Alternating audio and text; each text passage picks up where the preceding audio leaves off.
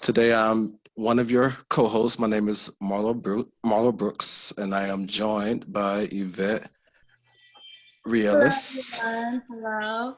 Thank you for being here, and thank you for continuing the conversation. We also do not have camera. Yes, we will be joined by our other co-host, Kameron Pyant, and shortly he will be here to keep today's session going. So welcome back, everyone. Welcome back.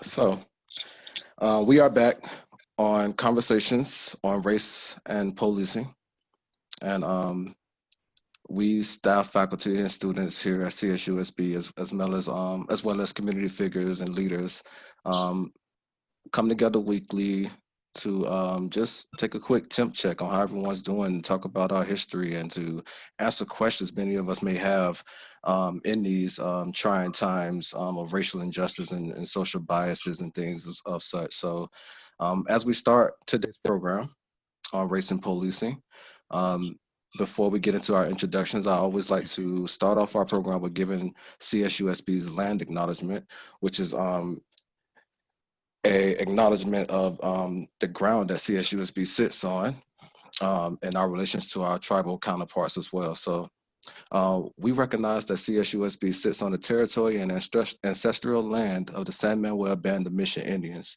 We recognize that every member of the California State University of San Bernardino's community has benefited and continues to benefit from the use of occupation of this land since the institution's founding in 1965. Consistent with our values of community and diversity, we have a responsibility to acknowledge and make visible the university's relationship to Native peoples. By offering this land acknowledgement, we affirm indigenous sovereignty and will work to hold California State University of San Bernardino more accountable to the needs of the American Indian and indigenous people. Thank you. And I'm going to pass things over to Mary Texeira, who's going to be giving our introductions today. Hello, everyone. Welcome back for those of you who have been with us for the last 3 or 4 weeks. We have some folks in the middle of the country and on the East Coast, so I won't say good afternoon because it's 4 o'clock here in California. So good afternoon and good evening. My name is Mary Texeira. I teach at California State University, San Bernardino in the Department of Sociology.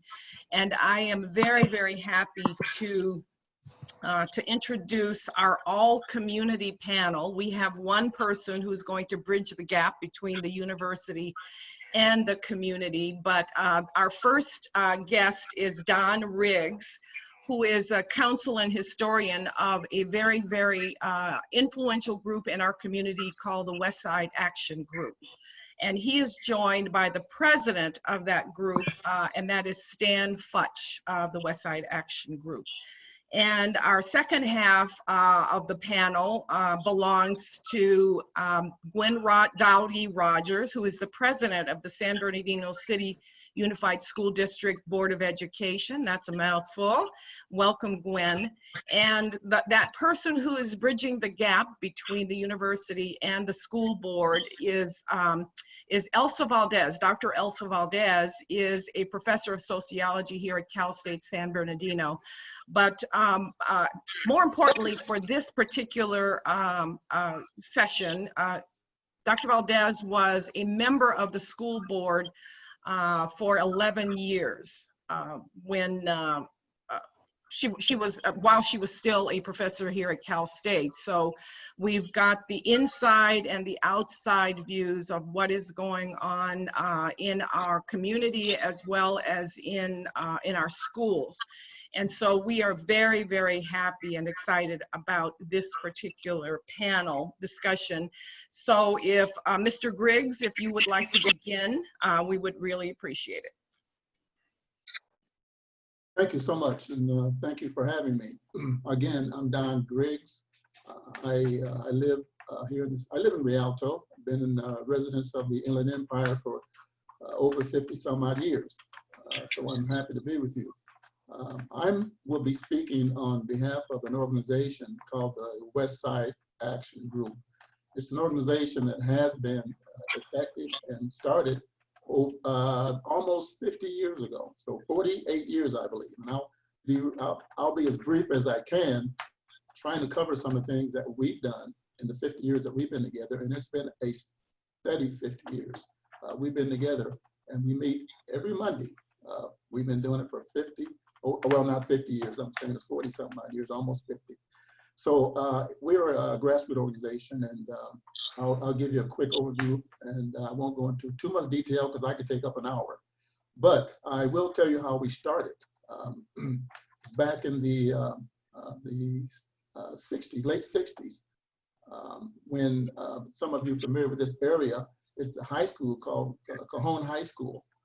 They started busing some of the black kids from the west side of San Bernardino over to Cajon High School. That's when busing first started.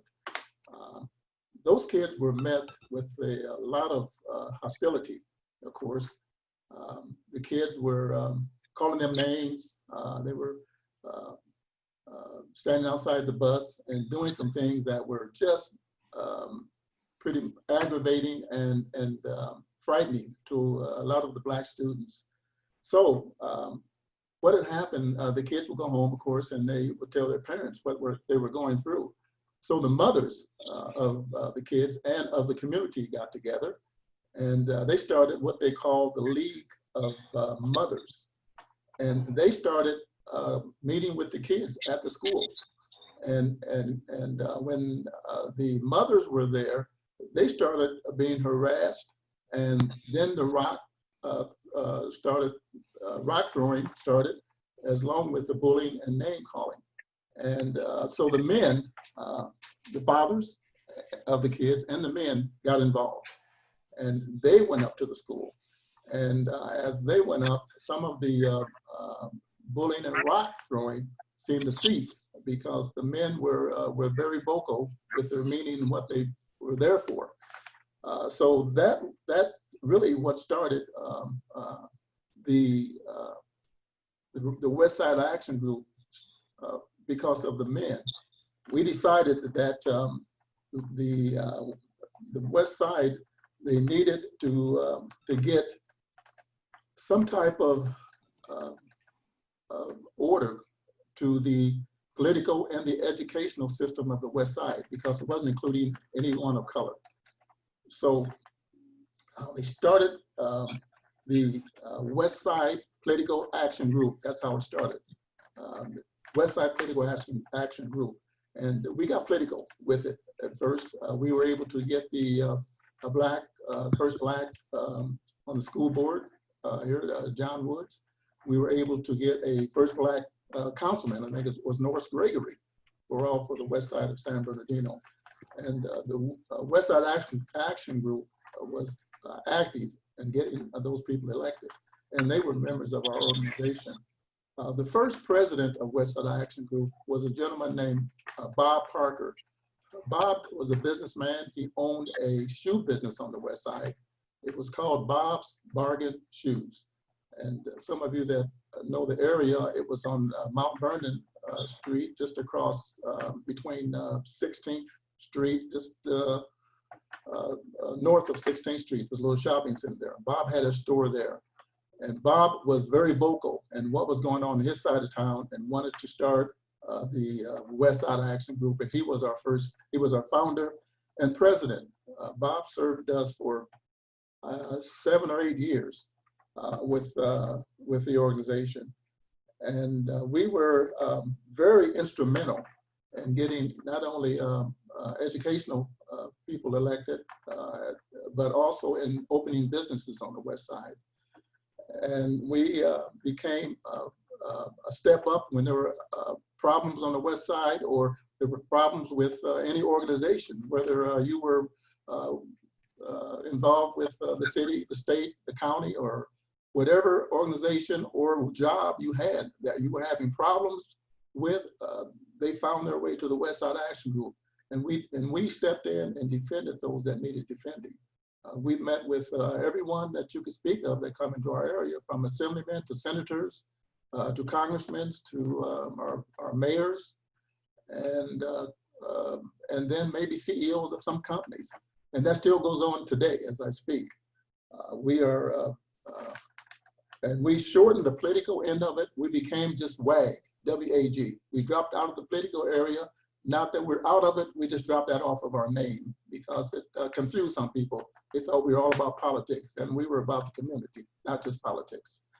So we have, again, we started June, I have the date here, June 2nd, 1972 is when it was our first meeting. And from that date, we're still meeting. So when I say 50, I'm not too far off. I think this past June, we've been in operations, be 48 years, I believe. So we're very proud of our organization, and we still mean a lot to this community, and we still fight for the rights of brown and blacks in our community. And we are an organization that we're self-serving. We don't get any type of funding from anyone. We supply our own funding.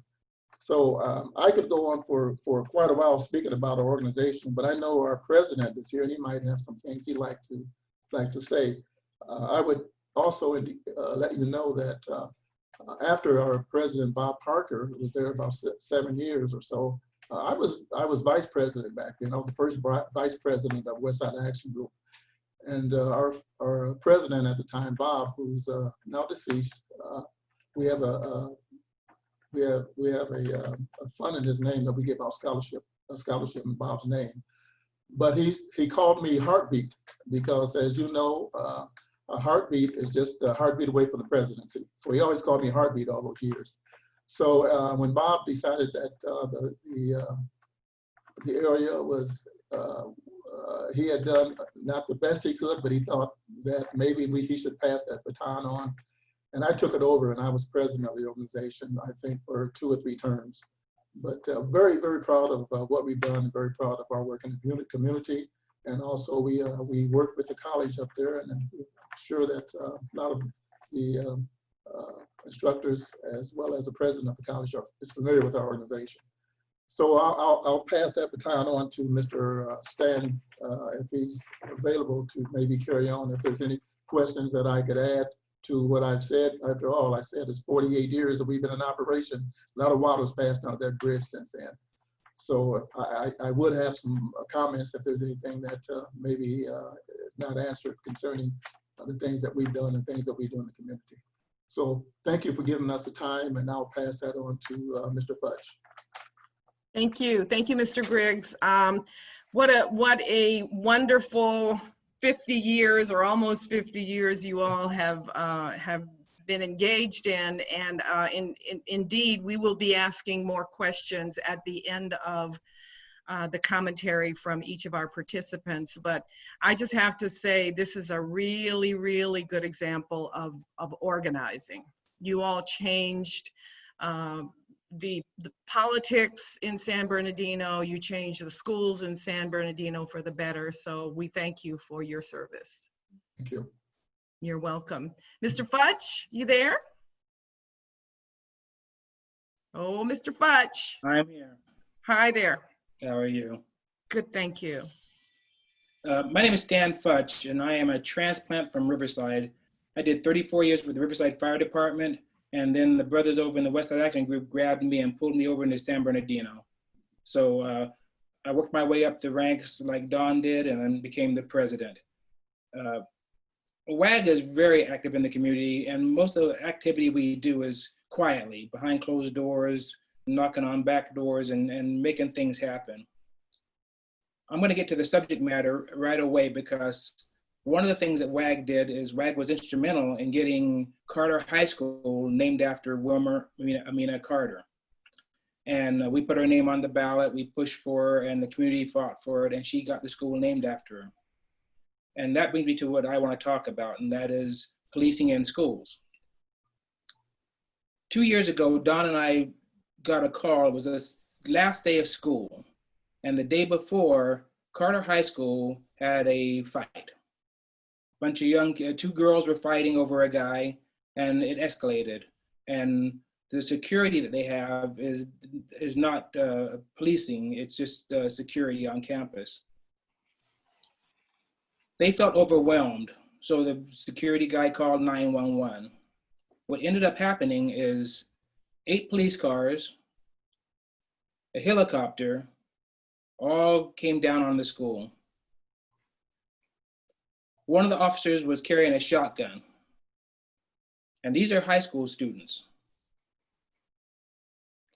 Don and I got together and talked about it, and we actually had put together a meeting with the school, the mayor of Rialto, and the police chief and deputy chief, or the chief, the captain that was involved in the incident.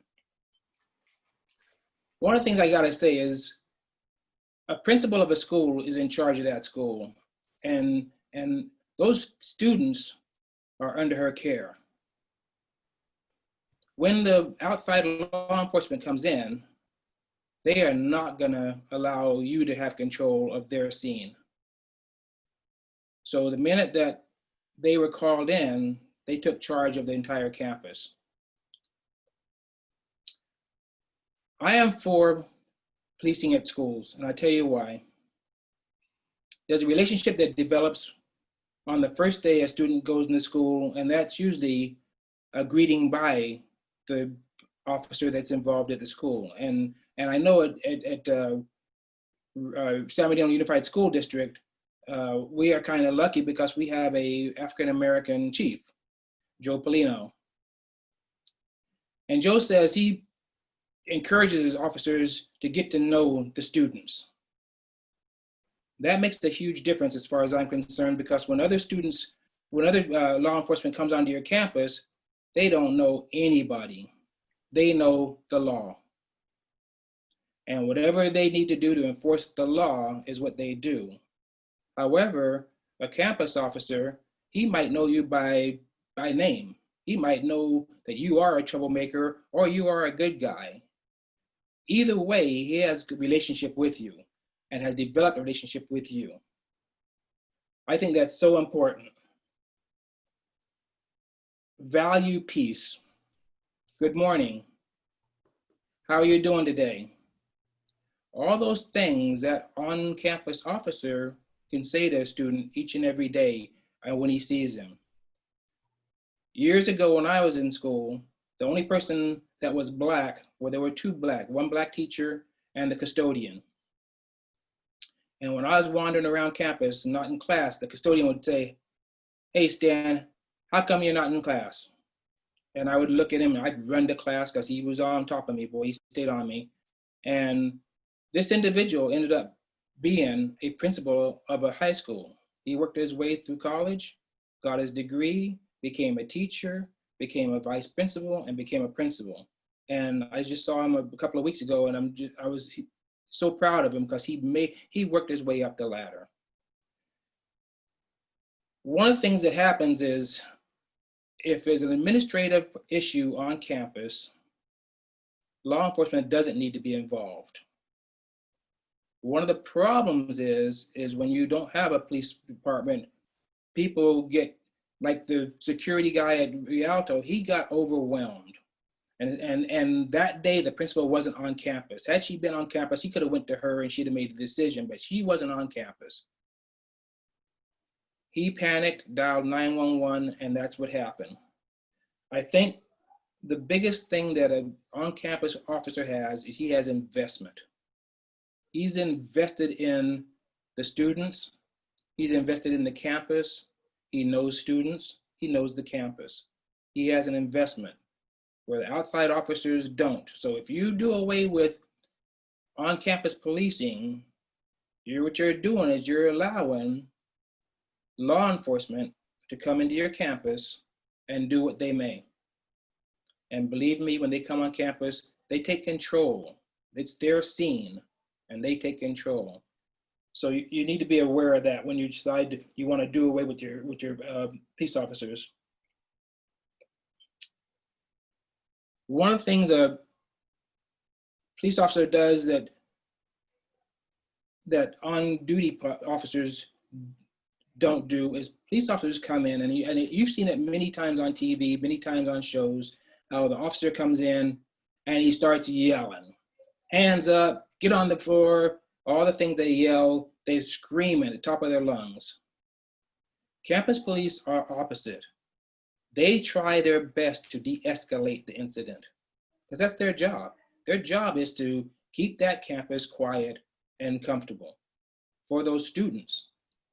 And so the de-escalation of activities, be it a fight, be it this or be it that, their number one thing is that they want to do is to de-escalate the incident so it doesn't become overwhelming, so they don't have to call outside officers onto their campus. I know right now we're going through some troubled times, and I think people are working with their emotions, but I think if you think about what's good for the students and what's good for on-campus policing, you might want to think twice on whether you want to do away with campus police. I thank you, and thank you so much for inviting Dawn and I and Westside Action Group, and we're honored to be here. Thank you. Thank you, Stan. guys. Thanks. Oh, sorry, Marlo. Oh, I just wanted to offer a few words. Oh, but go ahead, Dr. Texeira, I'm sorry. Just one question. I know we're supposed to wait until the end, but I can't. I just can't wait. I just need to know from Mr. Futch how many officers are at Carter at one time. Do you know? They had 8 cars, and I believe it was around 12 or 14 officers at one time on campus. They literally were in the upper level classrooms. The one guy with the shotgun was on the upper level, like he was looking like a prison. Okay. So And I was actually talking about the campus police. How many campus police are assigned to Carter? I think they don't have campus police, and that's why he got overwhelmed. What Okay, they have so is they have who are they?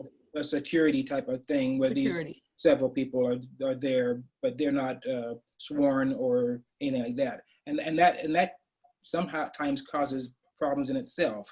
Okay. Because do they have guns? Do they wear guns? No. They don't. Okay. Okay. Yeah, I think that's the crux of it, because in LA City schools you have certified police officers walking around with guns and batons, and the conversation has moved toward something like what Carter has, you know, safety, for want of a better term, safety officers who are invested in the children at school, as opposed to officers who come in with guns blasting. You know, there's the difference. So thank you for describing that for us. You're welcome. Appreciate it. Miss Gwen Rogers, are you there? If I could, before Gwen comes in, Mary. Sorry. I did just want to personally thank Mr. Griggs and Mr. Futch for being here today, and just to give our attendees a little aspect of WAG in its true form. When I first moved to San Bernardino in 2017, and I started getting tied into the community, and certain people would ask me like, "Do you know WAG? Do you know the Westside Action Group?" And when I would say no, you know, it was almost like, "Man, get this kid out of here. He doesn't know WAG. Get him out of here." So, you know, I took it upon myself to make it my personal business to really get to know the organization. And I remember when I first got a chance to present myself in front of you guys to let you know that I would be running for City Council of San Bernardino. I guess why it felt so natural for me to be in that room is because I felt like I already knew you guys just for doing my history and really getting down into what you guys really mean. Just wanted to give the attendees that aspect of what matter of staple you are to this community itself. Don, I have to get one of those ties, you know. Mr. Futch, I thank you just tremendously. I actually have the honor and privilege of working for the very center that your brother founded on our CSUSB campus, our Santos Manuel Student Union's cross-cultural center, which is our multicultural division on our campus, where we present events, educational events, to get an aspect of all the different backgrounds and cultures that we have and our true diversity on our campus. So I just wanted to personally offer those words to you guys before I turn things over to my co-hosts. But Mary, did you want to introduce the next guest? Sure, yeah, I Okay. can. But thank you for mentioning Stan's brother, John.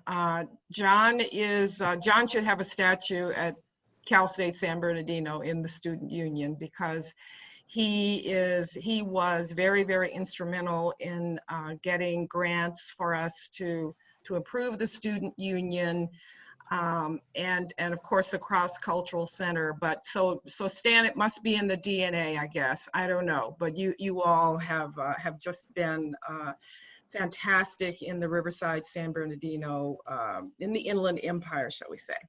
Thank you. You're welcome. You're welcome. So our next guest is Gwen Dowdy-Rodgers. She is the president of the San Bernardino Unified School District Board of Education. And I think I have been on committees with Gwen, as well as I've heard her speak before, and we're in for a real treat, I think, to get your opinion, to get your experience, Gwen. So please, welcome. Thank you so much, and just it's a pleasure to be here with all of the pioneers and all of you all. I am a product of many of you sitting on this phone call because I am a lifetime resident, born and raised here, and never desired to go anywhere else, and that's where I will be. And so being here today in this subject I think I want to call him Dr. Stan Futch, because he covered so much material so eloquently regarding our school district, which is something, you know, that I sit as the current board president, oversight of all of these things that are taking place. And my goal and wish as I entered the board was for the community to have a good relationship, working relationship, and an understanding all the way down to our police, even before we landed here. When I first came to the Board of Education, I was a parent that was very active and instrumental. Being involved was important to me because the same thing my mother had done for me, and I had turned out pretty good. And I realized that I needed to do the same thing with my students, not just point fingers, but be involved and be at the table any way I can to ensure that there was our side, the community side, the parent side, and then working together with those that were in leadership. And as we did that, ironically, as Mr. Futch mentioned, Joseph Polino, Chief Polino, when I first met him, and I was at a meeting and they were talking about citations and what was going on with our students that were being penalized, so much so that once these citations took place, they would end up not even being able to go into the military. So certainly it caught my ear, and I alone myself called him and said, you know, I need to have a conversation with you because I'm hearing these things. He didn't know me, I didn't know him. And he invited me down to the station. And that day really changed my perspective of a lot of things. I sit on current boards. I sit on the African American Advisory, San Bernardino Police Department Committee. So I have the city perspective, and I'm also a chaplain with the San Bernardino City Police Department. And so I have that perspective as well, representing the community, representing as a Black woman and as a community member. However, when I went down to the station, had never been there. And again, as I said, born and raised here, went to San Bernardino High School, and I never had any run-ins with the police. I have 3 Black older brothers. One is very, very tall, never had any run-ins with the police, but we knew that they were there somewhere around for order and peace is how we grew up. But I never really paid attention or seen them or had any interactions. But yet when I began to hear my community say that there was some issues taking place, I went down and first of all, he told me, let's take a tour and let me show you what it is that we exactly do, from watching the campuses from the police site, as well as collecting items of things that have occurred with students. And it blew me away. I mean, the one item that I will never forget, and I always remind him of this, is I saw a machete sitting on the desk that had been confiscated from a student. Just unbelievable. Yes, there was also guns as well. And so I thought to myself, my goodness, I never desired to be a teacher, but I certainly would hope that if I was, and to all the teachers, I applaud them and their work, that if there was a student with something like that, there was someone there that could definitely handle that situation in the proper way. And so I had another newfound respect. As I developed that relationship, we realized that our police department is, as was mentioned, was a part of us. I don't think there's any others that where the police chief sits on the cabinet of the Board of Education. And Dr. Valdez will speak to this because she was there when it all probably first started. But they sit on our cabinet, which means the conversations that we have for the best success for our students, they're right in that conversation. They're not separate. It's not them and us. And that's coming to a board saying, we're gonna work together in every aspect and leave no rock unturned, is why we defend the San Bernardino Police Department. I am absolutely in support of keeping the department because I know for a fact what they have done. The reduction of citations, giving out positive tickets to students and not looking to penalize them, creating volunteer opportunities and career pathways for our cadets to be able to say, the police officer that many have said, that's the bad man that's gonna get you, they're changing that narrative and they're saying, work from the inside out. And that's what I truly believe. To change something, then we need to join and become the ones that are making the decisions if we can do it better than those that are in the decision. Because we know that law enforcement will always be there. But when we share stories about what does occur, unfortunately, on campuses, you will see why it's important to work together with the police department, where when we're talking about for example, restorative justice practices, they're not looking at us and saying, well, what is that?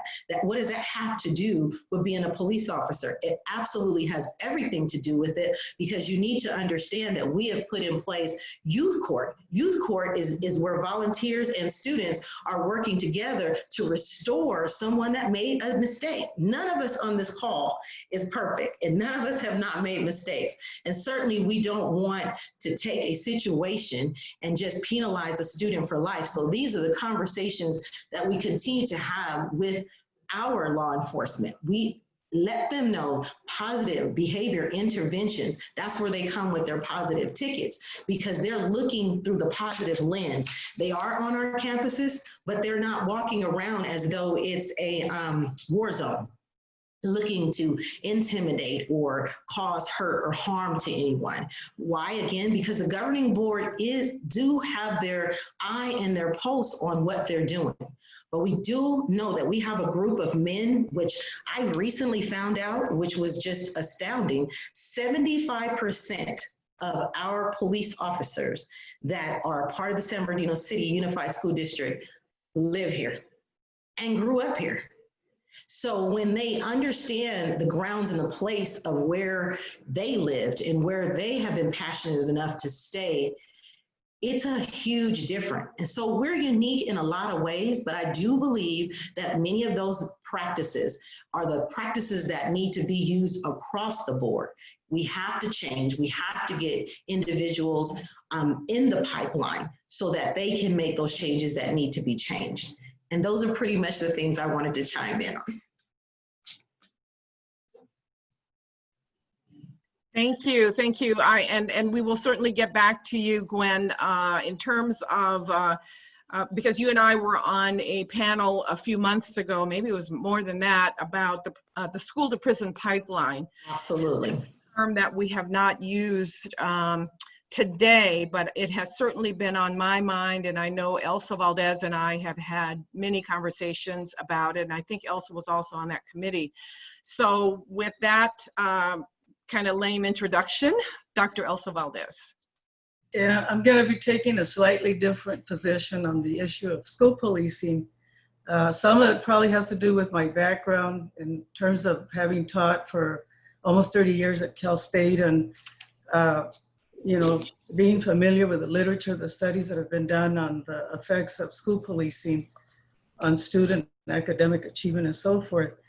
And so, you know, my thought is that I would like to see the current funding that we have for school police, you know, not eliminated, but revised or restructured, because what we're finding, and this is again based on a recent study that was done by the ACLU and a couple of other organizations. And they studied about 136 school districts in California, the largest school districts, San Bernardino County, Riverside. And what they found is that a lot of the funding that comes from something called the local controlled funding formula, which the states gives school districts, to use for what we consider at-risk students, but these are actually for high-need students and different groups, including African Americans, Latinos, foster children, English learners, and so forth. And so each school then has a responsibility to come up with their own plan called the Local Control Accountability Plan. So from school to school or from district to district, you see different plans, and they have to revise and try to improve this plan every year. And so one of the things that the study found is that as the years have gone by, some of the funding that is supposed to be going towards student services has actually been used to increase funding for police, campus police. And what the study found is that this is actually illegal to do that. Because in many cases when the school districts put in for, or justify why they're using the money for policing, they'll have, explanations such as if you increase school safety, it's going to increase the school climate, increase attendance and so forth. And so we have no studies sociologically that show that this is the case. In fact, what the studies tend to find is that more money into policing rather than social services or counseling or even, qualified folks that are trainers that can go to, school districts and help to teach, staff and teachers and even law enforcement officers how to de-escalate, situations that can sometimes be handled without getting outside police involved. That when you have, children that are being what we call criminalized, it actually results in pushing them out. And most of the students that are criminalized and pushed out of school tend to be African Americans and Latinos. So if you have, for example, a student that is considered defiant can be, described in many ways, but even talking back and raising your voice and, yelling at your teacher, whatever, that can get you in trouble.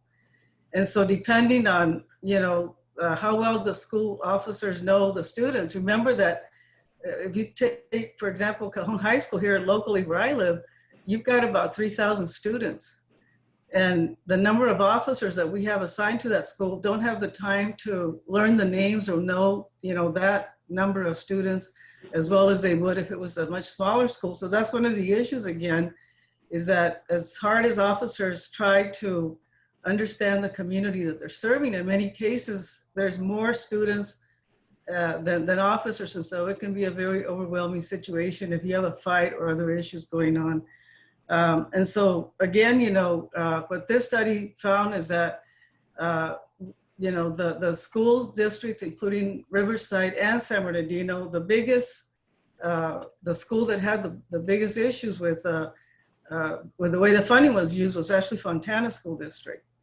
And so, I would suggest and I would recommend that we need to go back and look at the budgets and those monies that are designated for high risk or high need students, that needs to be corrected in not just our school district, but other districts as well, because I'm sure you're going to find the same thing going on in other places. And so I think that I do not believe that police officers should be on campus carrying guns and batons and pepper spray, because they do use pepper spray and they do use other kinds of, whatever it takes in some cases to, stop students if they're engaged in, fights and if there's a lot of students fighting or whatever. Because if you go to some of the schools, they look like prisons. When I was growing up, our schools did not look like prisons. If we got in trouble, we went to the principal's office. Our parents were called in. We were, not just in trouble with the school, but with our parents and our community. And that's how we used to resolve the problems. And now I know that the problems are more significant, but I would argue that funding that, that we're using primarily more and more for policing should be used to make sure that our students who have mental health issues, families that need assistance, perhaps the parents are not working, there's issues going on, social workers, more school psychologists. In our district, I don't know if that's the same thing that goes on, but we have roving psychologists. We don't have permanent psychologists in schools. What they do is they go from one school to the next. Each school should have at least 1 or 2 psychologists, permanent psychologists, because that's how you get to know the kids. We also need more counselors. Counselors spend most of their time, probably 80% of their time, shuffling paperwork instead of counseling students. There should be staff that take care of all that paperwork,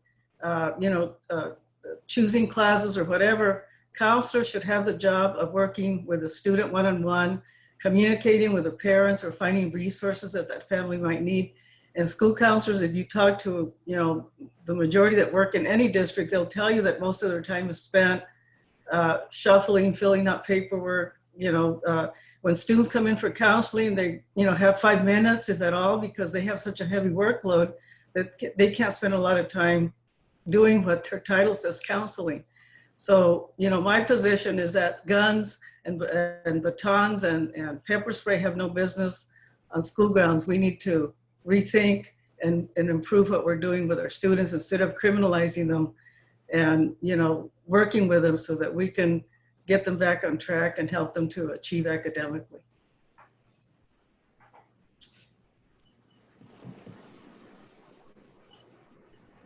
All yours, Marlo. Thank you, Elsa. That was Yes. very well put.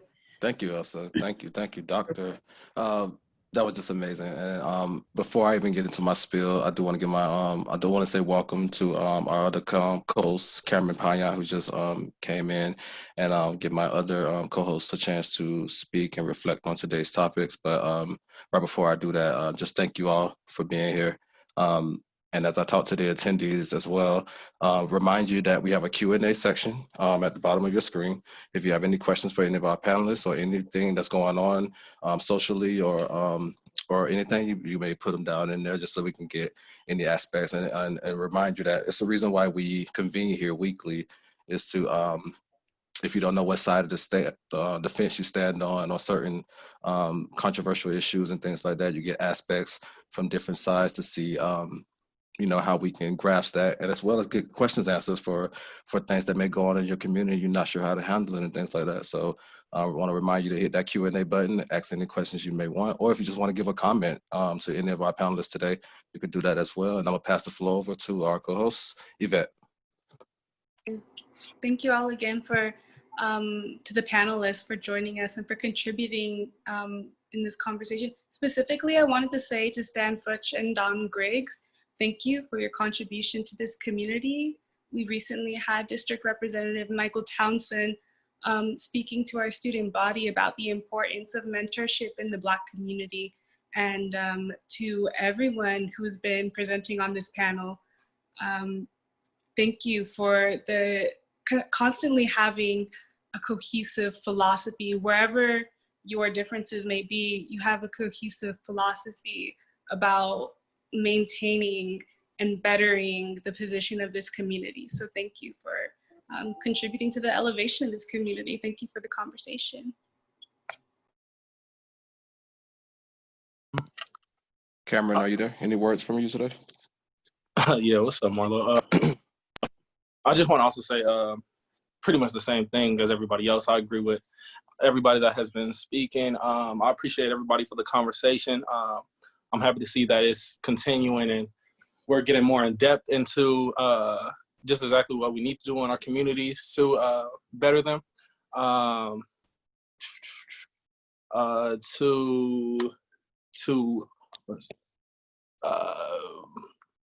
To Miss Gwen and Miss Elsa, Miss Valdez, and Miss Dowdy-Rodgers. I really wanted to say I appreciate you guys' words and all the information you guys gave.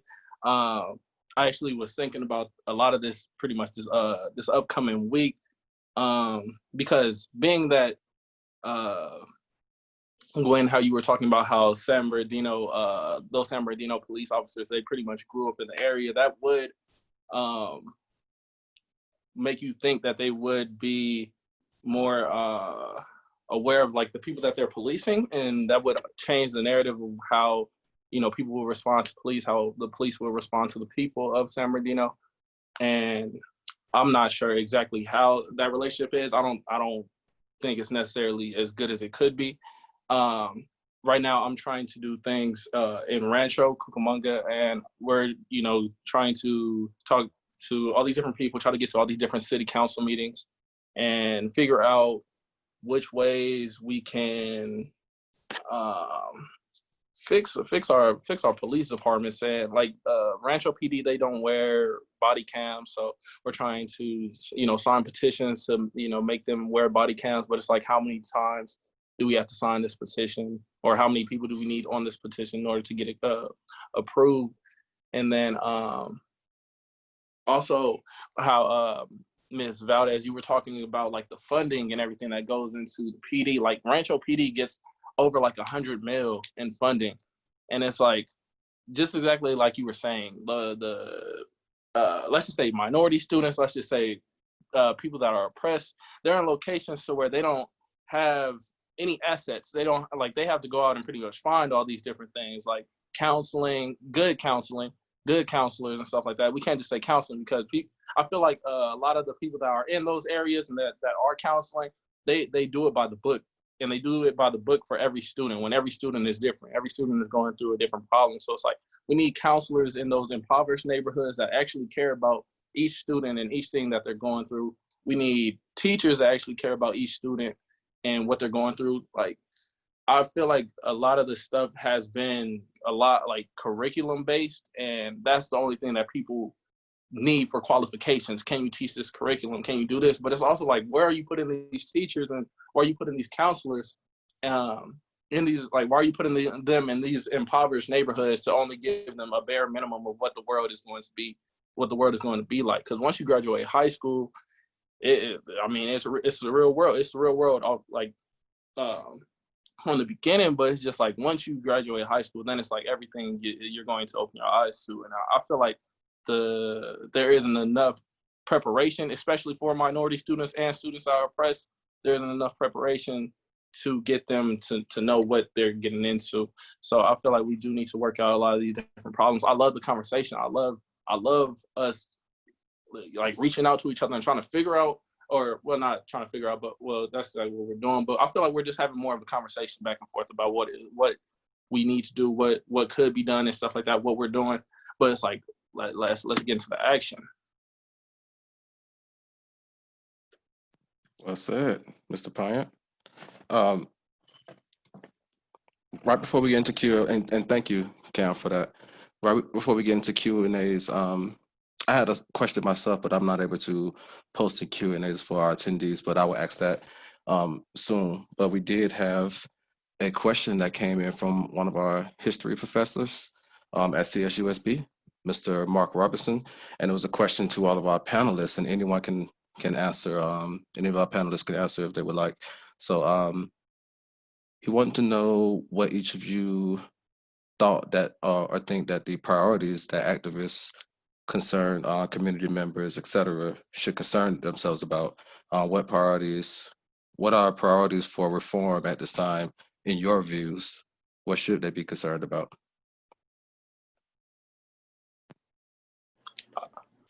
I don't know if somebody else would like to start on that, but so you said in terms of reform, what are our views on it? Yeah, what should activists and concerned community figures and things, what should they be prioritizing right now in this time? Honestly, just changing the whole system. The whole system got to go.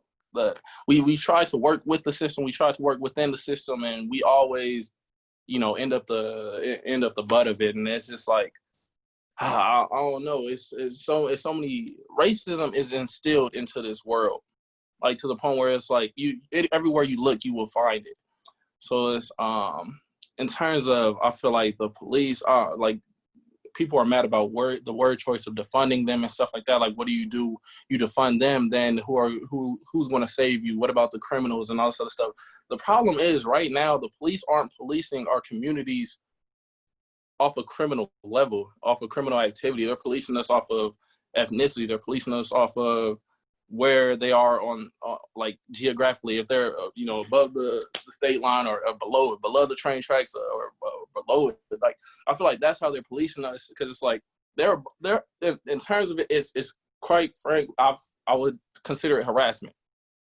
If you're in your neighborhood and you're like just being yourself or whatever it may be, like, and you're getting harassed because now you're outside and then they call it loitering or something like that, you're looking suspicious. And it's like, how am I looking suspicious when I live in this neighborhood? I've been in this neighborhood this whole time. How am I the one that's suspicious? Especially if I'm just trying to do something. Like, we're getting, like, more of us are getting killed, more of us are getting incarcerated, beaten, brutalized, whatever it may be, while all this is going on. Like a 16-year-old kid, or he might have been younger than that, but he just died, you know, same way Mike Brown did. And it's like, it's like, that's what's really frustrating. It's because it's like, nobody cares. Like, the police don't care. The people in Congress and all, in the Senate and the House, they don't care. Because this racist system has been upheld this whole time. And nobody's even trying to do anything about it. Like, when kids are dying like this, when Tamir Rice could have a toy gun and get killed, but then a white, he basically grown, a white man can go and shoot up whatever it is and then get arrested, like that. Like, that's something that's like, you know, it's internal. It's strictly because of skin color. But I feel like, I don't know, in terms of the system, we need to just throw it away and start anew. I don't know where we could start off with that one, bro. That abolish the system.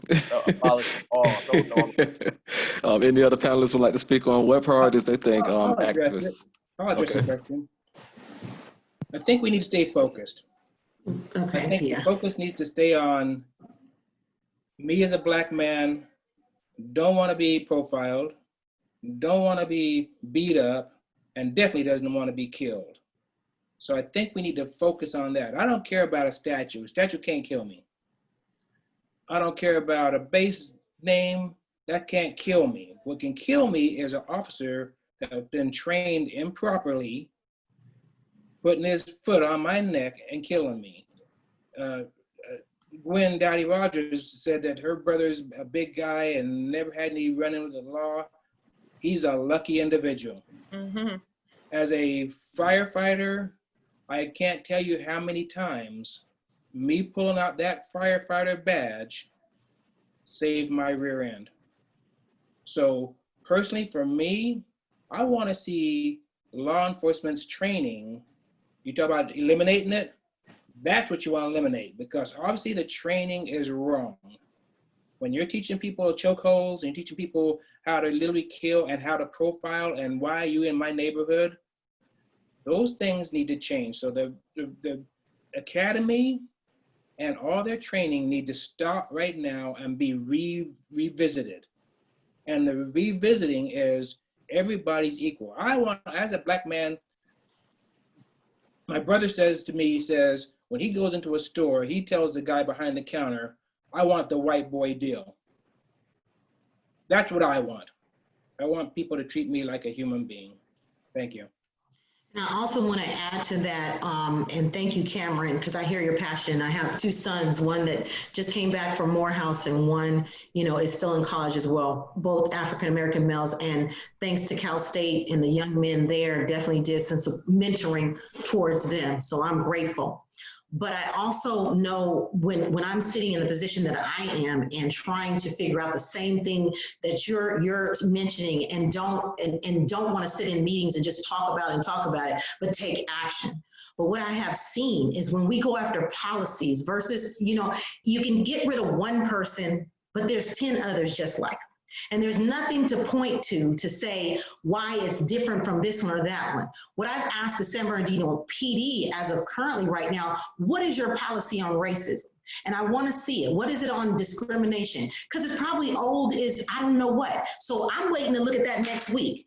Each one of us have to, I can't always wait to get a whole group together, but I need to be able to pass the baton over. And what passing the baton looks like, many that know me, when I ran for the school board and got on the school board, I said, I need you to come to the meetings and tell me what we need to do. Because a lot of people sit in positions and think they have all the answers. We don't. I don't, but we need people to support, and Mr. Futch will tell you, and so will Don Griggs. That is always my statement. Come to the meeting. Tell us what we need to do wrong. Hold us accountable. You don't hear very many people in leadership saying, hold me accountable. Hold me accountable means when you guys identify, when I look at the city council meeting, no one's there. That's where the police are getting their rules, their regulations in every city. But if we don't go there and demand what you want, then we will be in these meetings. And it's frustrating to me too, because I see it on the other side, and many on this phone can attest.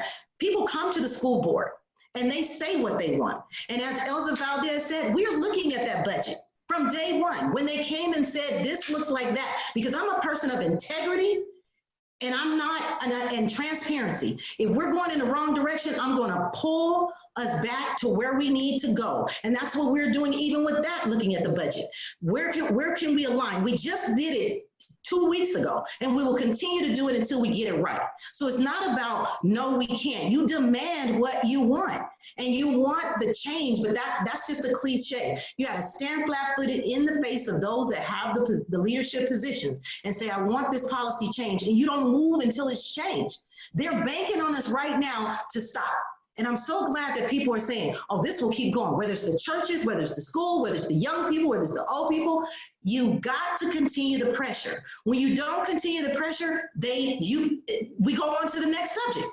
You know, and I'm in the role, but at least when you ask the question, what's the difference about people growing up where they are, I can only speak for me. I rep San Bernardino like I built San Bernardino. What that means is I want everybody treated right. I want everybody to be afforded the same opportunities that I had, because I didn't grow up with a silver spoon in my mouth, and somebody's got to represent those people. So how do we do it? We change policies. When people want to write nice resolutions, our board, nobody had to tell us to write a resolution come and tell me, well, you need to write a resolution on anti-racism. I knew I was going to ask the board the same day I was asking them. I didn't need a whole bunch of people to spend time telling us what to do, because I needed them to fight on another level. But we have to know that people are in leadership roles for the community. You are our boss. So you explain to us what is it that you want us to change and see. And it's no different from school, from police to city to county. And many entities, the higher you go, they get off the hook. No one goes to the meeting, say anything, and they pray no one shows up. And that's my input. Thank you. May I, Marlo? Go ahead, Mary. I, as a former police officer for a number of years in LA, I know policing well, and I've studied it since I've been a sociologist, and my study has confirmed my observations working in the field as a police officer. Number one, police don't stop crime. We see it on television all the time, right? You know, that they're out there guns blazing, stopping rapes and all that. You would have to have a police in every building, in every room practically, for them to be effective in terms of stopping crime. So that's a myth that we have to not hold on to, right? That police stop crime. The other thing is, Stan said about training. I have to push back on that, Stan, because the training is the same for officers working in white communities as well as Black communities, but they're getting a different message in the Black communities. They seem to not be killing kids in the Black community. They're killing our young men, especially. And I have to throw in Brianna and several other, women. They seem to not do those things in white communities. So why can't we, as someone just said, I want the white treatment.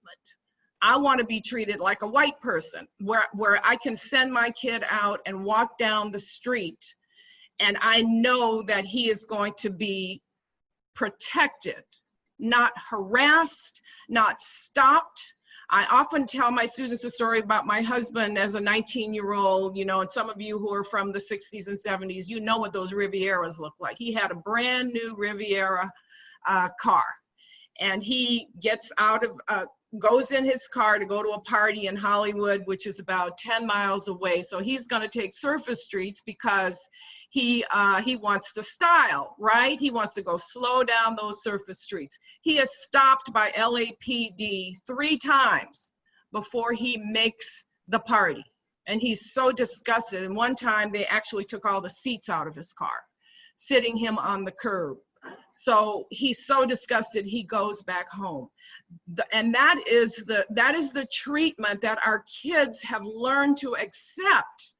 You know, like that, the saddest thing was this young man playing basketball in his driveway by himself, and he sees a cop car coming by. He hides behind his father's car. We don't want our kids to do that. We don't want our kids to do that. Police departments are by and large not weeding people for racism.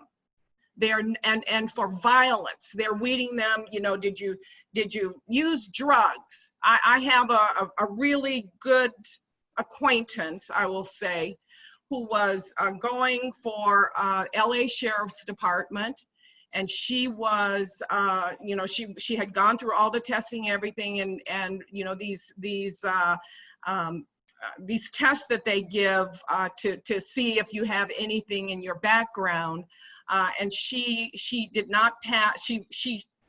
They asked her in what is those tests called? Well, they hook you up to lie detector tests. They asked her, do you know any gang members? She's from Compton, right? So does she know any gang members? And she answers truthfully. She says, no, I do not know any gang members. I went to Catholic school, went to left home, went to college, never was around any gang members. They denied her because she must have been lying, because if she lives in Compton, she must have known gang members. You know, that's the kind of, and I could, you know, you see me working myself up here, but the kind of stuff, and I could use another word, but that's the kind of stuff that we have to deal with. You know, people do not live in our communities. They do not identify with our communities and the people in our communities. If white people had 100 officers, black officers, rolling into their neighborhoods every single day, armed, then we would see something different. There would be an outrage. There would be a congressional hearing. All these black folks, these black police officers going into white neighborhoods. Yet we accept that. We have learned to accept mediocrity in our neighborhoods as opposed to excellence in our neighborhoods. And part of that excellence has to be, do not take your gun out because someone kited a $20 check. Don't take it out. Not everybody in our neighborhoods are dangerous. Policing is not the most dangerous job in the world. It is not. In the United States, we go anywhere from 50 to 100 officers killed every year. And when we have more than 1 million officers on the street, that is a really, really good, I mean, we hate to see any officer getting killed. But cab drivers, more cab drivers get killed than police officers. We don't arm cab drivers to the teeth. We don't allow cab drivers to choke people out to the point where people are calling for their mothers and saying that they can't breathe. So I think the community should demand better policing. We should take, this is my opinion, I've never worked in a school like Gwen, never worked in a school, but we should have safety officers in schools. Our kids should not feel like they are in a prison. But you walk around some of these schools, like Elsa said, they look like prisons and they feel like prisons. And our kids deserve better. We cannot send our kids off to these schools every single day for them to be policed. They should learn. They should be counseled. So that's all. I'll put myself on mute now. Thank you. Thank you, Professor Texeira, so much for your words. And I wanted to, unless anyone else wanted to add on to this. Yeah, if I could jump in. You know, it's not unusual, for example, just to piggyback on what Mary just said, when children, you know, kids, teenagers, whatever, when on campus, when they get into fights, it's very common for police to use pepper spray. And if any of you have ever been sprayed with pepper spray, you know, you've got freshmen and, you know, junior high kids that are being sprayed with pepper spray, you know, to break up the fight. There's no need for police officers to do pepper spray on children, because in some cases, if a kid has asthma, and there's been examples of children that have asthma and, you know, got in a fight for whatever reason, and they get an asthma attack. And if you don't get help to that child right away, that kid could die. So I don't understand the need for law enforcement on campus or police, you know, campus police to have to use those kinds of methods to break up a fight. And it's very common to do that. And also, if you go from one city to the next, you know, I have a family member who went to they moved to a more upscale neighborhood in another city. And that family member was shocked when she got there and she said, oh my God, you know, this doesn't look like a prison. I didn't know that schools could look like this. You know, because she had attended schools in a district that had, you know, policies where, you know, campus police were allowed to, you know, to disperse a fight if there was a group of students. You know, you use whatever methods are necessary. So that's what she had grown up with until she got to her sophomore year and went to a different district and was shocked to find out that not all schools treat children the same way, because up until then she always felt that she was going into a prison because of the way the school had changed, you know, over the years. And so I don't see any need, again, for our police officers to be using those kinds of methods. I think that we do need reform in our school districts and you know, up and down California as well as nationally. We currently have a president that's running on law and order, and that's sort of the mentality that I see exists in many of our schools. If you go to Redlands, even Redlands Unified, you're not going to see you know, the kinds of tactics that are used in other districts that have more impoverished families. The more impoverished a school district is, the higher the rate of minority students, you know, the more likely you're going to see those kinds of methods being used on our students. And by the way, racial profiling doesn't start when you're out in the community. It starts, the first place that it starts is in our schools. We send our children, you know, to kindergarten to go get a good education. I have never heard a parent that has not wanted the best education for their child, regardless of what their socioeconomic status is. They send their children to school with the same hopes and dreams that those of us that are better off, you know, also, you know, want for our children. But along the way, things happen. These children get socially profiled because by the time they get out of school, and if they haven't had the right kind of intervention, if they have some kind of learning disability and they're not doing well in school, you know, that child will have a very thick file that's already socially profiled, that child, and probably not tracked into the college-bound track. And so, you know, if there's any kind of what's considered defiance, and, you know, talking back or whatever, maybe that child has mental health issues. Again, this is where reform comes in, where we have folks on campus that can, you know, work with that child and that family. And I think that our policies do need to be reformed big time, you know, and here, not just outside the community, but within our school district, because by the time those children leave that school, they've already got it in their head that, you know, police are not my friend. And so I know most of the families that, you know, that come from my community. I grew up in the Coachella Valley. Most of my family members fear the police. They don't feel comfortable with police. And we have a couple of family members that are in the sheriffs, but overall, they do not feel comfortable. If they see the red lights, you know, even if they don't get pulled over, they're terrified about, you know, what's going to happen. And again, I think it's even worse for African Americans. Driving while Black, you know, has become or should be a top issue in our country, and yet we never hear a lot of our elected officials addressing that because in some cases, some of them have not been subjected to some of the brutal tactics or even death that we're seeing recently, you know, in the news. And it's a shame that it took for the whole world to see a man being suffocated to death for us to finally make a lot of noise and start moving towards some kind of change. And so I think that without police reform, without any kind of restructuring of the current policies that we have, whether it's at the school district level or at the national level, we're going to be right back another year from now dealing with another death of someone that you know, did some kind of minor offense, and then that's always used as an excuse for why they had to put that person down, just as we saw in the case of George Floyd. And thank you, Dr. Valdez, for your insight and your input. We have a question from one of our viewers here. Okay, so we have from an assistant professor here at CSUSB responding to Cameron's points. They say, what do we need to change? We know that there is racism. We know what is happening. I do not hear what do we want to see happen and how it needs to happen. Thank you for the presentation.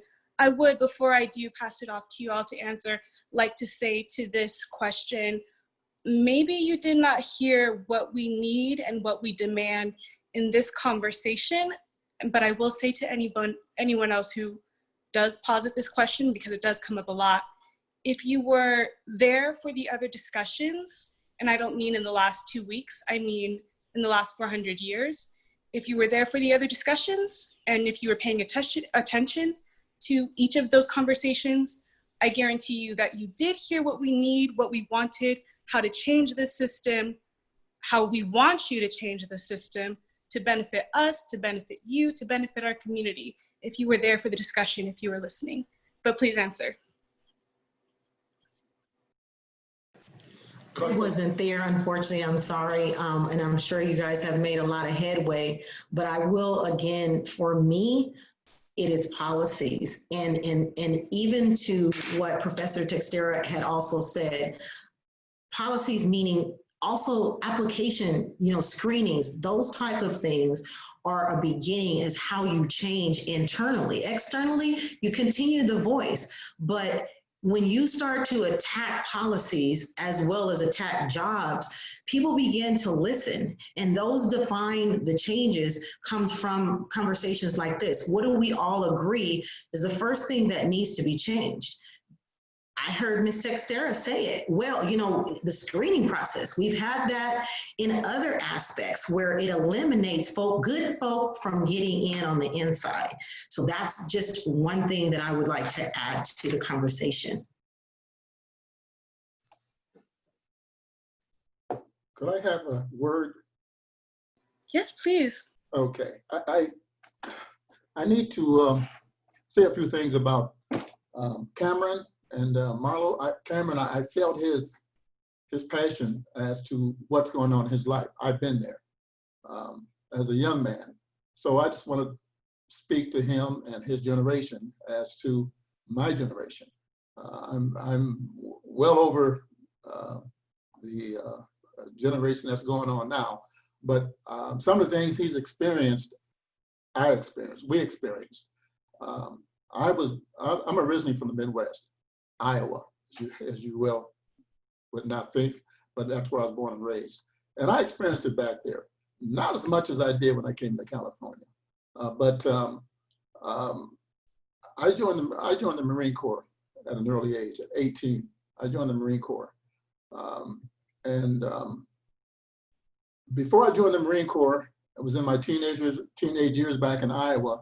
There was a lynching by a kid named Emmett Till. You all are familiar with that lynching. That changed my life as a young man. I was maybe 15, 16 years old. And I said to myself then, why would they do what they did to that young man? He was my age, maybe a little older, I can't remember, but I vowed to never let that happen to me. Or I vowed that no one would disrespect me like they disrespected him. I joined the Marine Corps with that attitude. And I put 4 years in the Marine Corps. While I was in the Marine Corps, I was involved in the Cuban crisis. That means I almost went to war. I was in San Diego, full combat gear on, ready to go to war for a country that I felt didn't respect me.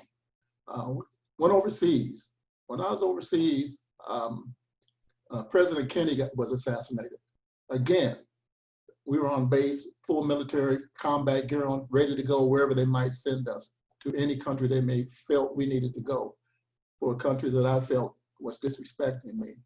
While I was overseas, I looked in the Japanese papers and I saw headlines of my people being beat up with hoses and sticks, billy clubs, people on horseback, beating up women and children.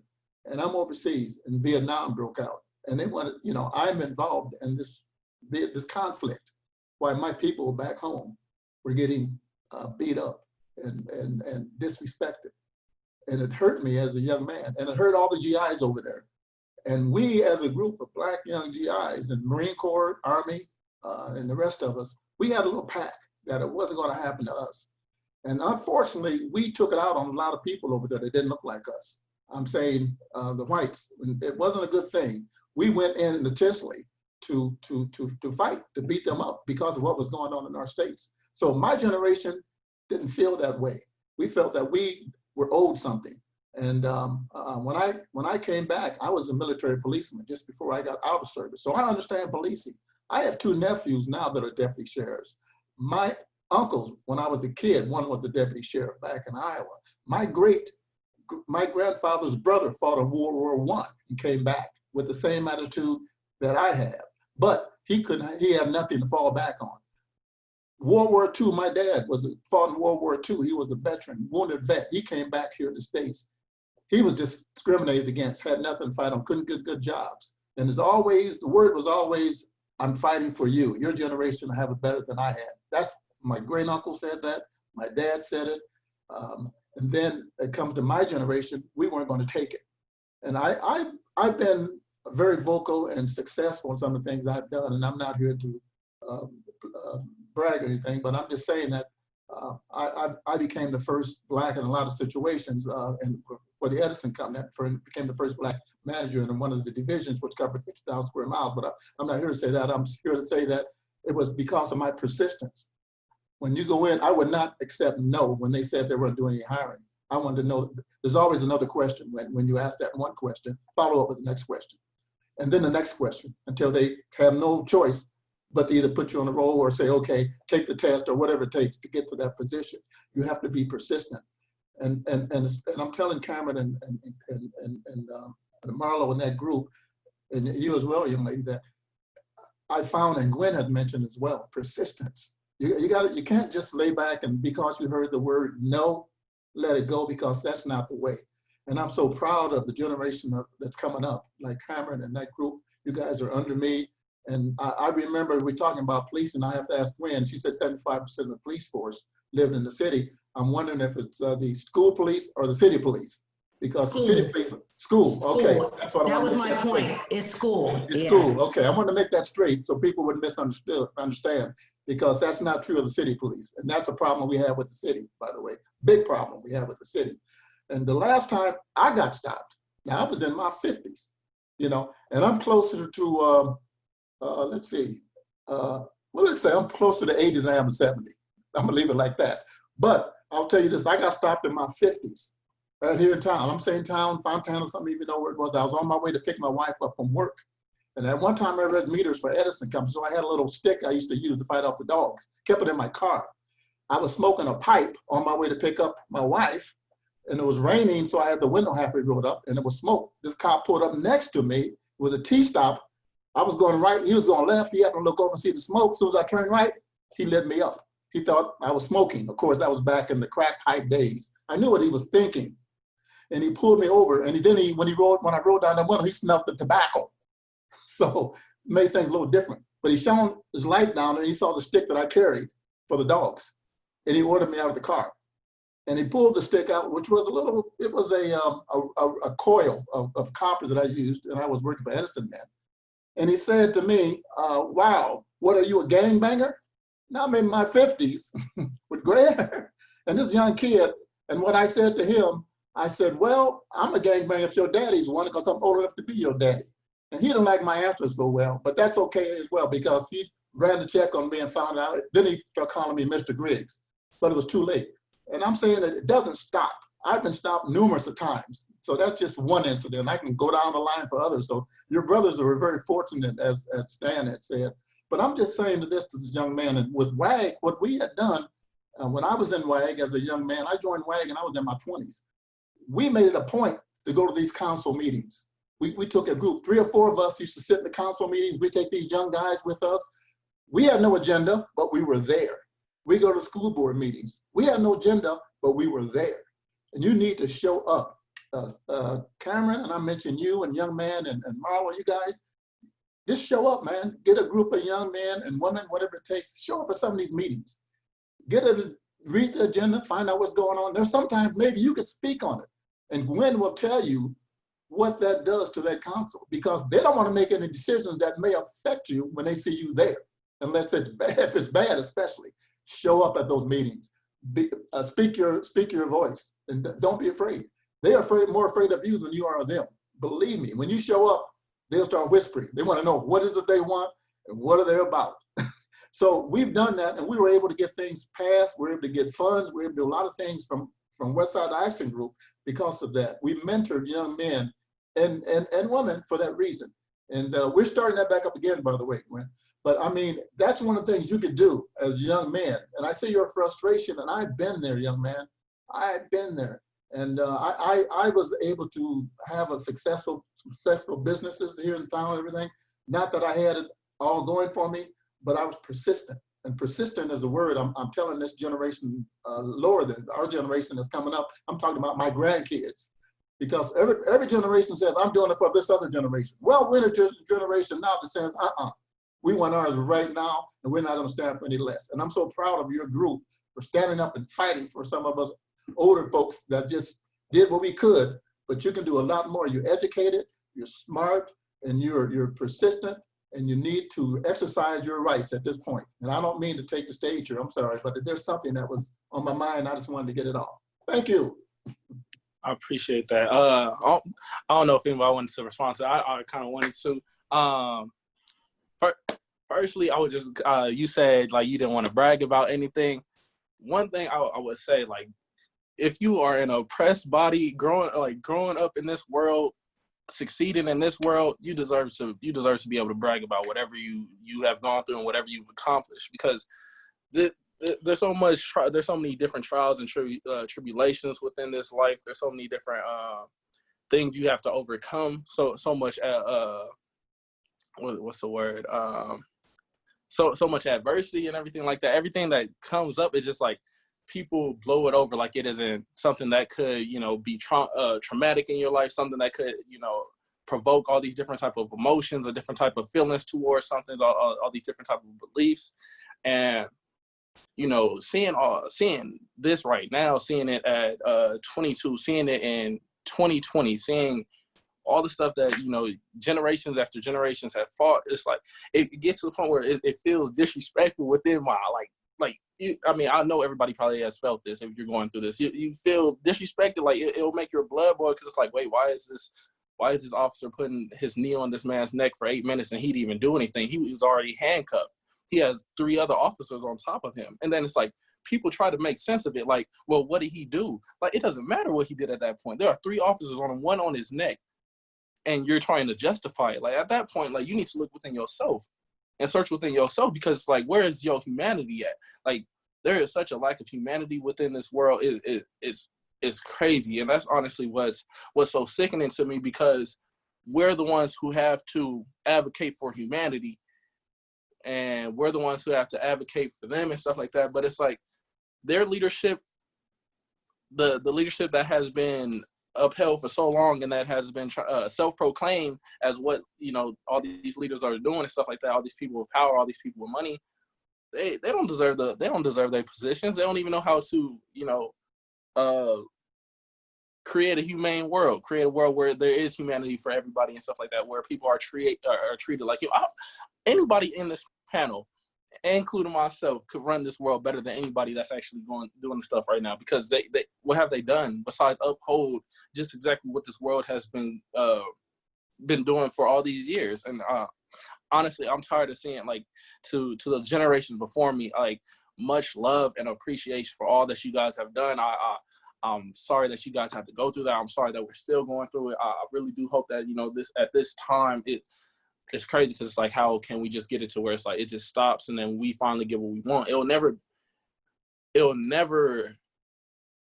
be just like that, because there's so much within it. There's so much within within this world that we need. I mean, we talk about impoverished neighborhoods. We talk about counsel. We talk about traumatic experiences. We talk about all the inadequacies that oppressed people have to go through because of lack of resources, lack of nutrition, and all this other stuff. We deal with all the inadequacies of life, and then we have to try to advocate for humanity and stuff like that, and then we're still being treated like we're the ones that are the animals and the criminals and stuff like that. So it's like this world needs to change its perception of what humanity is, because those people aren't upholding it.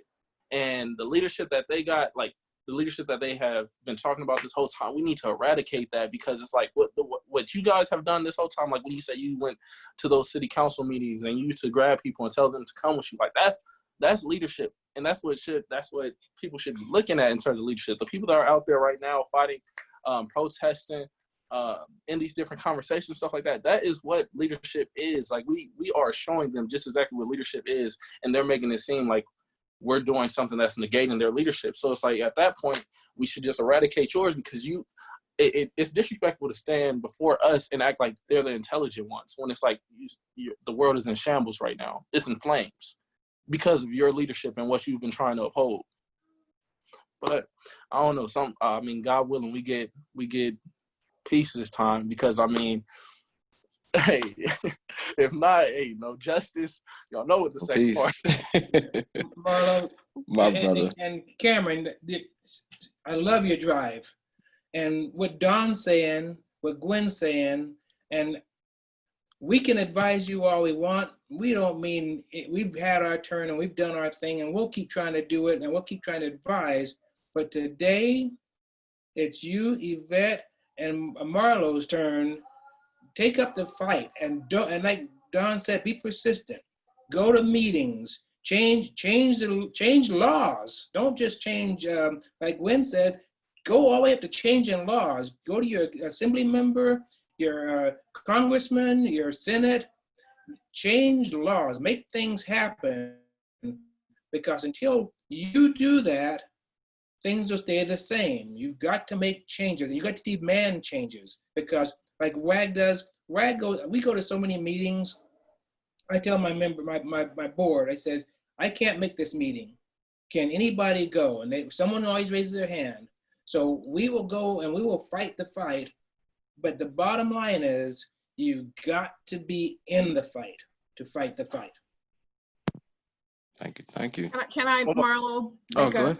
Yes, Dr. Texeira. I noticed there was a question also, and this sort of piggybacks on the last comments about what do we do when our kids misbehave if we want to get rid of campus police. And I think there's a fundamental question about how Black kids, brown kids are surveilled. We are watched constantly when we go out of our doors, in our cars, and we've had many examples of that in the last hour or so. And Black kids are watched constantly. A student in my class a few years ago who talked about his wild ways in high school and how they used to go in these nice department stores, a group of them, and they always had one Black friend that they would use as a decoy. And why did they use that decoy? Because they knew he was going to be followed, and they were not going to be followed. So they got away with stealing a whole bunch of stuff. So what I guess in answer to the question about what happens when our kids misbehave, we have lower tolerance for the actions of African American and brown kids. A little girl not too long ago, 6 years old, had a temper tantrum in school. Temper tantrum, 6 years old. And she was taken out in handcuffs by campus police. Now that's a little, that's a little much for a 6-year-old girl. But what I guess the point is, we tolerate a whole lot less with our kids, or with African American brown kids, than we do with white kids. We did all of that stuff when I was in school, and I don't ever remember anybody getting arrested for having a temper tantrum, or even cursing out the teacher. Which brings me to my last point, is that, you know, policing is only one aspect of what's going on in our community, but we've got social workers, we have got teachers. 85% of teachers in public schools across the United States are white women, or not white women, but mostly white women, 85%. And they bring that racial baggage into school just like police officers do, just like we all do. And so what are we doing to weed them out too? We cannot send our kids into these schools. One father had to put a camera in his daughter's hair so that he could demonstrate how this teacher was talking to his daughter. So yeah, I don't have any easy answers, but I think, you know, I think we can very well do without campus police. We can have campus safety officers, but we should put all that money into counseling, into caring for our children, as opposed to surveilling and policing our children. I also want to add just to it as well. I wanted to say this earlier because when I first got on the school board and we were dealing with a multitude of citations, I realized, because I was doing a lot of work with parents, and I'm real big about being engaged, because you're not stopped at the gate. A parent has the ability to go all the way in. Whatever you're doing with my kid, I need to know, and we have to stay connected on that campus. But not only that, the police officers, and I would even say a security guard, they're, for example, inside a classroom, they're called upon. So what also was a part of what our issue was, police was being called for things that could have been managed between the adult and the situation. And so I've always said police, and that's why there's an issue between school police and police that's city police. When city police comes, they said somebody broke a law. That is the only reason why they're going to show up. So they're going to do what they do. But again, we also have to have the conversation of why are they being called in the first place to manage the 6-year-old or the 5-year-old, if that could be de-escalated. Because I think most of us that are parents have said, there's no way my child is going to act like that. But if it's happening, what are we doing to engage that situation? And then that's when we get into what we've shared. There's mental health issues, but that's my background. And I also know in the African-American community, there's a disconnect there between getting the help and the supports that we need. And sometimes there's a shunning of, you know, I don't want to get that, whatever it is that I need to help me, or whatever is causing harm in my environment without embarrassment or being labeled something is wrong with me as well. And so the unfortunate thing is our teachers went to school to be teachers. And when you get into the background of mental health, this is not something haphazard that you just learn on the spot. And so, yes, I do agree we have to have those connections, but there still is a disconnect. And I work with it every day with mental health. That is my day job, working in the area of mental health, where we have communities that don't want to connect and receive the support. So we have to take the stigma off of that as well while we have this conversation. No, I'm so glad you just said that, because that pushed right into what I was going to ask. But before we get to that, I did want to give Cameron his bragging right, because he is our youngest member on the panel. So you see the fire and the passion in this generation itself. And he's always had that since I've met the young man. And to something that Dr. Texeira and Gwen Dowdy-Rodgers said, and this was going to push right into my question. But before I say that, before I ask that question, maybe defunding, law enforcement in the schooling communities, maybe, our teachers will start getting the just pay they deserve, something we could think about in that area. But counseling, as an era, we always, in minority communities, we've been taught what happens in house stays in house. We're taught to keep our mouth closed when it comes to speaking on how we feel, how our day is going, what's going on in our world. So with today's justice issues, social justice issues, biases, all these different things that's going on, once the world opens back up, once our schools open back up and these kids get in, what role will counseling truly play? Because it will be needed. What role can counseling play now in school? Because I don't think the era for keeping our mouths closed is there anymore. We need to talk. We need to talk to get through this moment. Can I address that if I may? Let me give you some props first. Can I give you some props? Because Dr. Elsa Valdez, she said it earlier, and she was right on. One of the things that needs to happen is we do need counselors, but we need more counselors. We can't have a counselor spending 10 minutes a year with a student. They're not going to know that student. How could they possibly know that student with 10 minutes a year? And they got lots of students. And like Dr. Valdez was saying, there's major changes that need to happen in all those aspects: mental health, troubled student. One of the things that I do know that Rialto does is if I was a problem student and I had 10 offenses, I gotten 10 fights, it went down as 10 offenses. And what the schools finally started doing is saying, wait, stop, that's not 10 offenses. That's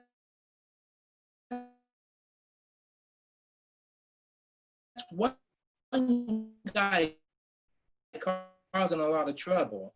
Let's make that one offense and let's go ahead and take him and try to rehabilitate Valdez. Go ahead and continue. I'm sorry, but thank you. Yes, and not only do we need more counselors, but we need more teachers that are African-American, counselors that are African-American, other providers that can work with our children, because, as a Latina, I feel more comfortable going to see if I have to go seek, any kind of assistance, or if I'm a non-English speaker, I would feel more comfortable going to someone that can speak my language and looks like me.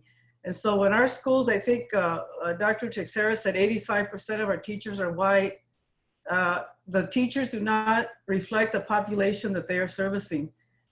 Counselors, social workers, just about all professions do not have enough African Americans because, as you said, Marlo, and Latinos have grown up, with the same thoughts. You don't go and talk to strangers about your issues. Well, you know what? A lot of it is because that level of comfort isn't there.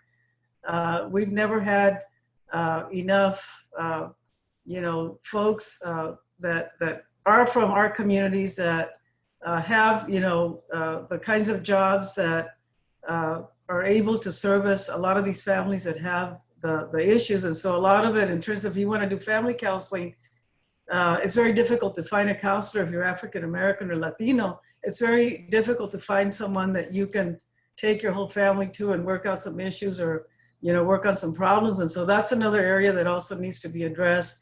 If you look at, for example, we have a huge social work program, and I don't know what the statistics are for the students that are accepted into that program, but I would bet that we don't have that many African American students in our social work program or our teacher counseling program. That would be something that as a group we might want to inquire about. How many students are admitted, how many students are in the program, how many teachers are in the pipeline from the African American community to graduate that are going to go into the community. Because if you can, increase those numbers, most of us that grow up in our community, we go back to our community. We don't tend to move out. We tend to get jobs in our community where then we can work with our families and people that we've grown up with. So I think that that's another issue that we need to examine as a group is, how much, what else can we do to increase the number of individuals that have these degrees and these titles that can then work with our families and our kids in school. Thank you, Doctor, for what you had to say. Since we are on the topic, there was a question relatively related that was directed at our panelists. They say, here's a question for Gwen.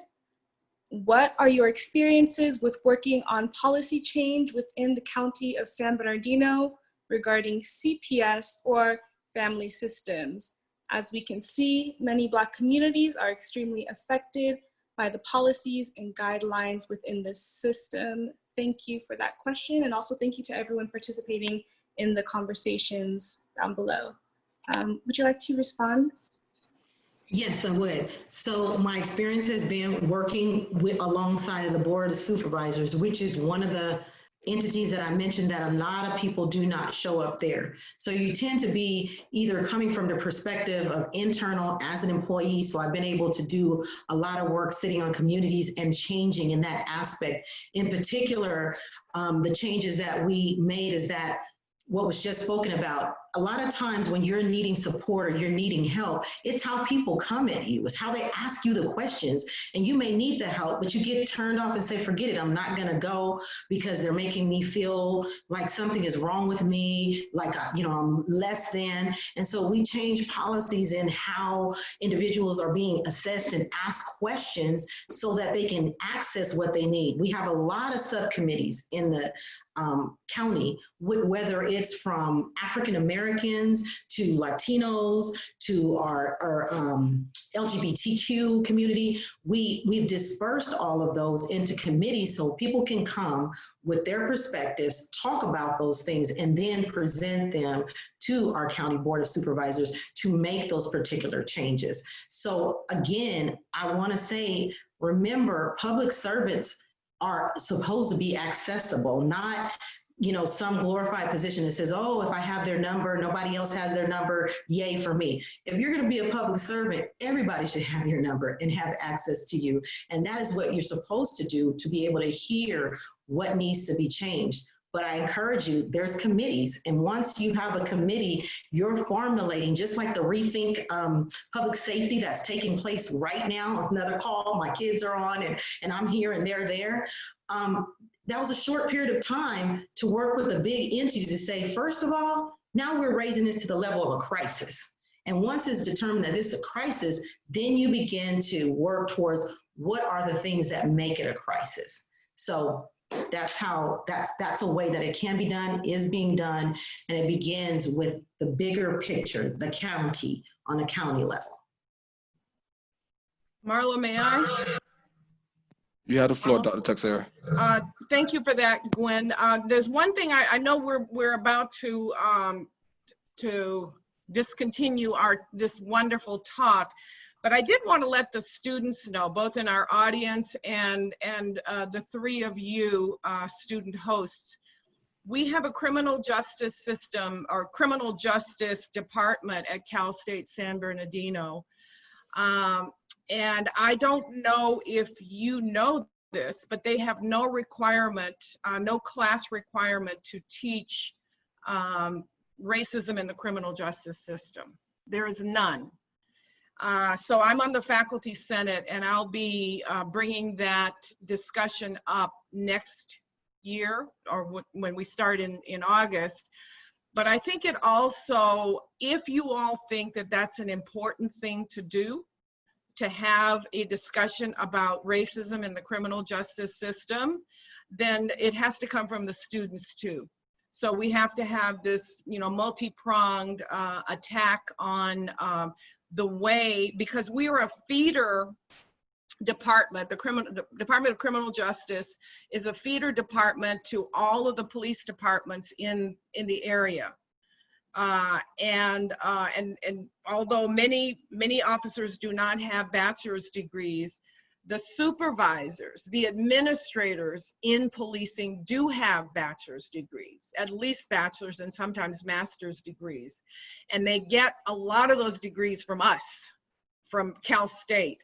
So I think the students need to know that there is no addressing on a formal basis racism in the criminal justice system. I've heard from various instructors that say, oh, we incorporated in our in our syllabus, but that's just kind of a hit and miss thing. There should be a more formal, you will sit in this class with 60 other people and we will talk about racism in the criminal justice system.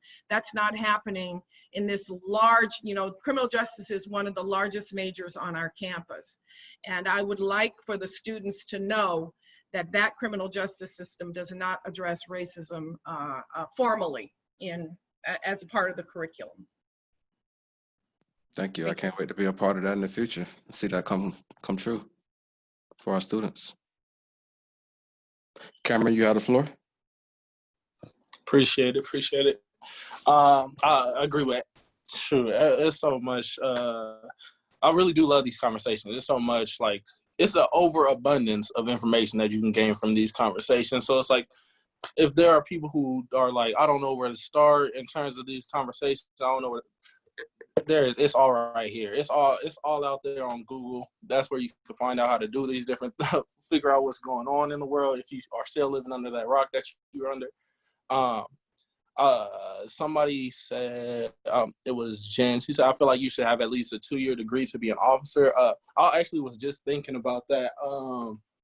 It's really crazy how it's like the professions and stuff, like Marlo, in terms of me and you, like being English majors and stuff like that, like what we want to do, we've already put more hours in than a police officer. And it's like, he already is well into his career and all this other stuff. So it's just like seeing and all the disadvantages you have had to face and stuff like that. It's like, that's where it comes into play. And you just like, do you see the disadvantage? We had to overcome all the different inadequacies within school.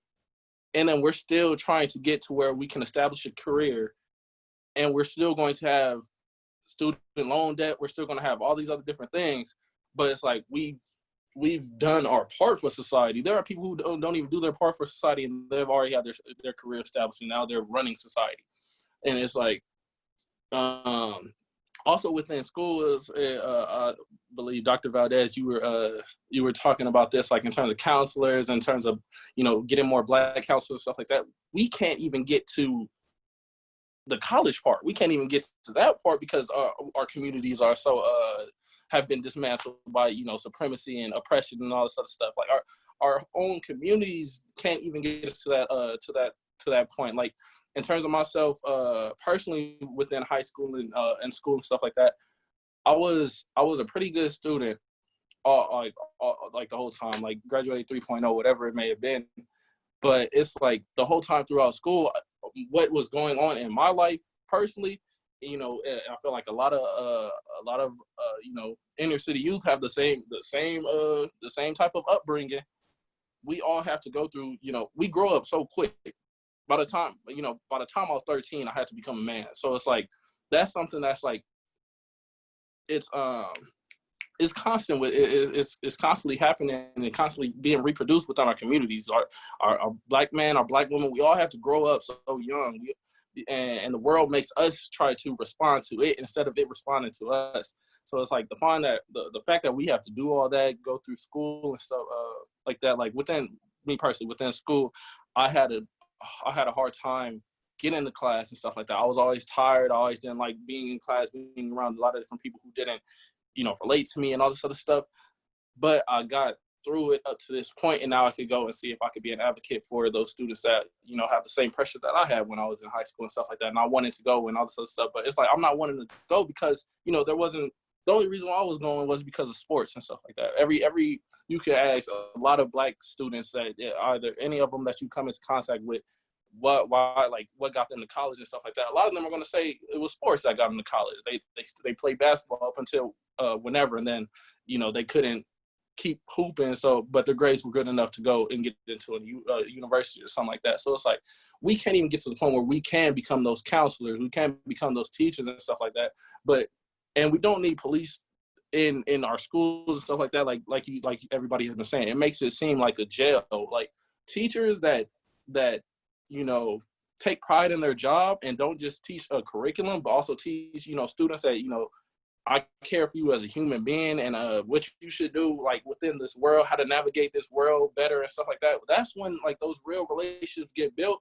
And that's when a student, sees more within themselves than what their community has given them. And that's a huge problem within our the Black community, the oppressed community and stuff like that. Black and brown community is like, we're not shown what the world is offering to, people of privilege and people who don't have to suffer through the things that we suffer from. All we're shown is how to live within the world. Like you grow up and you become this and you're that and stuff like that. And then even when we do great things, it's like we're still fitting within the world. Like I have a problem with people always referring to excellent Black excellence. Like that shouldn't be a reference. Like if you like, I know when you do excellent things, you're doing the excellent thing, and that's it. It's that within the world, I don't need to put black in front of it so that you could feel like, oh yeah, I know. Like everybody knows what powerful things are, what successful things are. So it's like we shouldn't have to do that, but it's like we're always trying to approach the world like we're doing it, apologetically. But it's like at this point, that's how I feel. Like within my heart, it's like we have to grow up with so much heart. We have to grow up so young and stuff like that. It's like we have to attack this world and approach this world with fire in our heart, with fire in our eyes, and then like, if authority or, the people above aren't replicating leadership, then I'm going to feel disrespected, because it's like, I've already gone through all this stuff, and it's like, you're trying to make it seem like you're replicating what leadership is, but it's like, you've never lived a day like me. And I'm already well aware of humanity, well aware of the world, well aware of how to navigate and stuff like that, how to benefit others in impoverished neighborhoods and in need. Because I'm not just thinking about, oh yeah, I've made it to this point.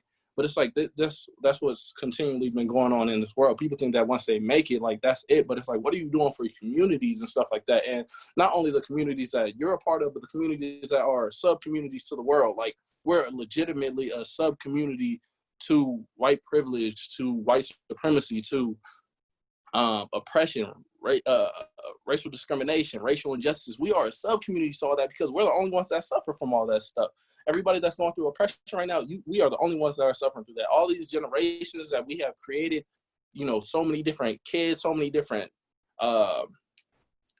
fighters and stuff to keep on carrying this fight. We do not have liberty. We don't have tranquility. We don't have none of that. And it's within the Constitution.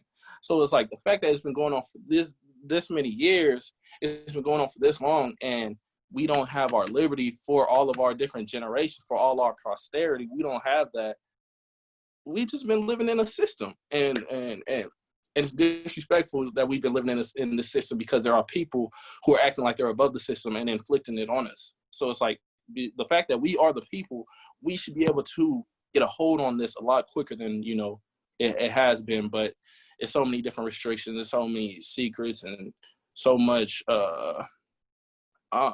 it's so much wickedness within how to create this evil world to make it to where people are at a disadvantage, and then people act like the disadvantage doesn't exist.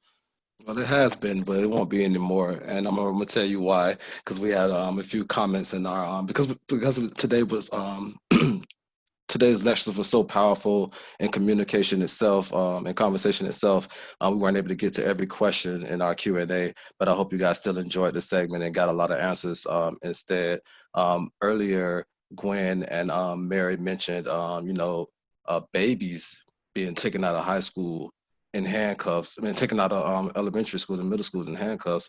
But I always want to leave people with a piece of information that there's new prisons popping up around the world every day, and based on our children's third grade test scores, they already determining how many beds and cells are going to go in there for our kids. So when you talk about being oppressed and going through this for so long, this starts at an early age, and that's why I talk about protection so much, and accountability and awareness so much, because those are the things that we need to feature first in order to protect each other and make it to that next step.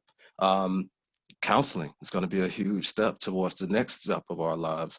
And I think counseling is going to need to be funded more and brought in more into the conversation, so that we can get people to open up and really determine what's going on with them and how can we help them get to the next step. A lot of time they don't know, because they don't know how to open their mouths and ask, or a lot of people can't even take gifts. I'm a person of that. I don't even like gifts, because it's hard for me to say thank you to someone when they thought of me, when all I do is think of others, So I'm a part of that. And just to read off a few comments from today before we close out today's lecture, I want to give one from Isabella Cantu, who said she just wanted to say thank you to the panel thank you so much for this opportunity to discuss such an important issues that's going on. We had another comment saying, sorry guys, okay, the future is in this room. That's very powerful. That was from Alyssa Bradley. The future is in this room, and I very truly believe that. We're just now seeing what this world is going to look like based through the lens of the student, staff, and faculty that we have the pleasure of convening here every week to put this together for you guys. exactly how I feel from Jen, but just a few comments that I did want to skim through, just to give you guys your shine. I thank you all for continuing to be with us every week as we open up those tough discussions. We open our community and our hearts to you guys to really bring your answers to the table, your questions to the table, and hopefully get them answered. And the situations that's going on around the world, how you can be a part of, and how can you be the next part of change that goes on in this world. So that's my signing out. I am Marlo Brooks. I want to give my co-hosts a chance to say their piece before they leave.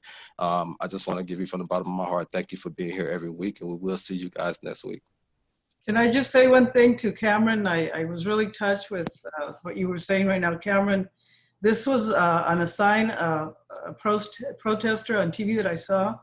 And so it kind of connects to what you just said. It's not that I have a chip on my shoulder, it's that you have your knee on my neck. And I just found that so prophetic, because that's exactly what you were talking about. You want to succeed and you want to do well, but we've got to get that knee off your neck, and as well as the thousands of other African Americans. Thank you. Great job, everybody. Enjoyed. I look forward working with you guys again. Thanks, everyone. This has been wonderful. Really wonderful. For You take 2 hours out of your day. This is wonderful. No, it was well worth it. What were you going to say, Stan? Sorry. Thank you so much for the invite. And I'll keep sitting in if I can get the invitation. Yeah, Absolutely. Yeah. absolutely. Yvette, is that Charles Bibbs? You're muted. Now it's actually by a painter friend of mine, but I was an art history major in the past, so now I'm interested. I'm gonna look into that. That's beautiful, beautiful. Great By the way, job, Marlo, you did a good job. yeah.